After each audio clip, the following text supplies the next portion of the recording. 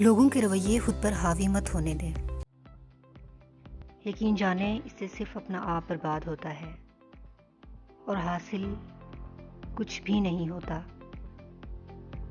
جو آپ کے خیر خواہ ہوں گے وہ آپ کی کسی بری بات کو بھی ایسے سمجھائیں گے کہ آپ کو کڑوی نہ لگے، اور جہاں آپ کو لگے آپ کو زج کیا جا رہا ہے وہاں جلنا کڑنا اور سوچنا چھوڑ دیں۔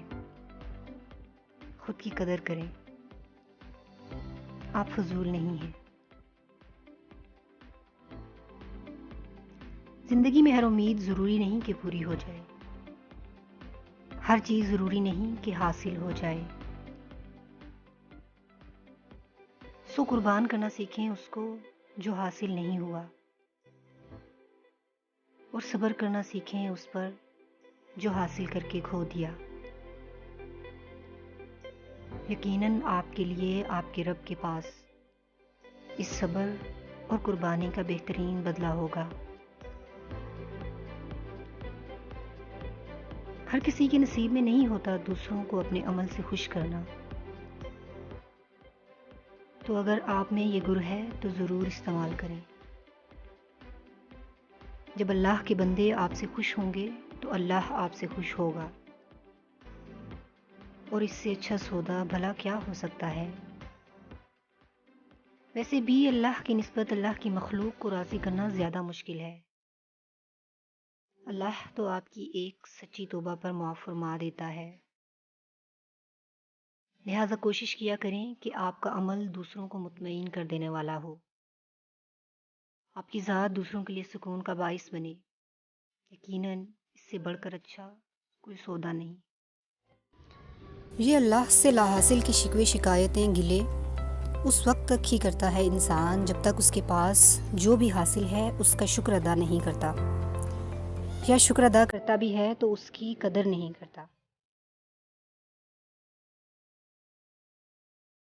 جب ہم اپنے حاصل کی قدر کرنے والے بن جاتے ہیں تو لاشعوری طور پر بے اختیار ہی احمقانہ شکووں کے بجائے شکر کرنے لگتے ہیں، اور تب ہمیں یہ خوف ہراساں کرتا ہے کہ جو ہے وہ بھی چھین نہ جائے۔ الحمدللہ کہہ کر ایک دفعہ یہ تو دیکھیں، اللہ نے ہمیں جو ضروری ہے وہ دے رکھا ہے۔ یہ تو فقط احمقانہ خواہش ہے جو ستایا کرتی ہے، ورنہ ضرورت تو تشنا نہیں رہتی، وہ تو پوری ہو جاتی ہے۔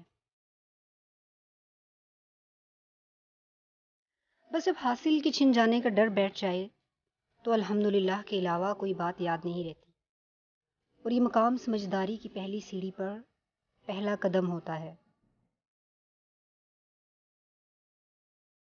آج ہی اپنی حاصلات پر غور کیجیے، اپنی نعمتوں پر نظر ثانی کیجیے، اور اس بات کو مانیے کہ آپ کو اللہ نے بہترین سے نواز رکھا ہے۔ میں نے اللہ سے کہا بہت پریشان ہوں میں۔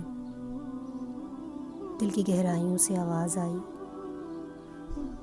فانی دنیا کے پیچھے کیوں بھاگی تھی؟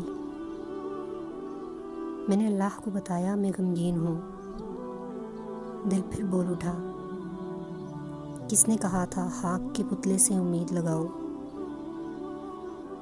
میں نے پھر آنسوں بھری آنکھوں سے اللہ کو کہا، مجھے واقعی بہت درد ہے۔ دل پھر چیخ پڑا، جب مقصد حیات سے ہٹو گی تو درد ہی پاؤ گی۔ میں نے اللہ سے پھر کہا، یا اللہ یوں بار بار کا ٹوٹنا برداشت نہیں ہوتا۔ دل پھر بول پڑا، کتنی بے وقوف ہو تم، جتنی بار ٹوٹ کر بکھرو گی اتنی ہی بار مضبوطی سے اٹھو گی اور جڑو گی۔ میں نے پھر کہا، یا اللہ مجھے لوگوں کے برے رویے مت دکھا، مجھے تکلیف ہوتی ہے، مجھ پر حقیقتیں منکشف نہ کر۔ دل پھر بول پڑا، حقیقتیں تم پر منکشف نہ ہوں تو کیسے تمہیں پتہ چلے گا کہ اللہ سے زیادہ نہ کوئی تمہارا خیر خواہ ہے، نہ تم سے محبت کرتا ہے۔ میں نے پھر کہا، یا ربی میں بہت تنہا پڑ گئی ہوں۔ دل بے ساختہ پھر بول اٹھا، تم کب تنہا ہو؟ ہر چیز کا خالق تمہارے ساتھ ہے، تیری شارک سے بھی زیادہ قریب۔ آخر دل نے ہی مجھ سے سوال کر لیا اور کہا، ان سب اذیتوں، تکلیفوں، وحشتوں اور تنہائیوں کے بعد پاتی کیا ہو؟ میں نے اسے کہا، اللہ کا قرب، اس کی محبت کا ذائقہ، اس کی مہربان آغوش اور بے تحاشا سکون۔ دل بول پڑا، پگلی، پھر تو یہ سب بڑا فائدہ مند نہ ہوا؟ اور میں بے ساختہ کھلکھلا اٹھی، بالکل، یہ سب میرے رب کا مجھ پر احسان ہے۔ میں اس کی محبتوں کا حساب رکھ ہی نہیں سکتی، کیسے وہ مجھے اپنے قریب کر لیتا ہے۔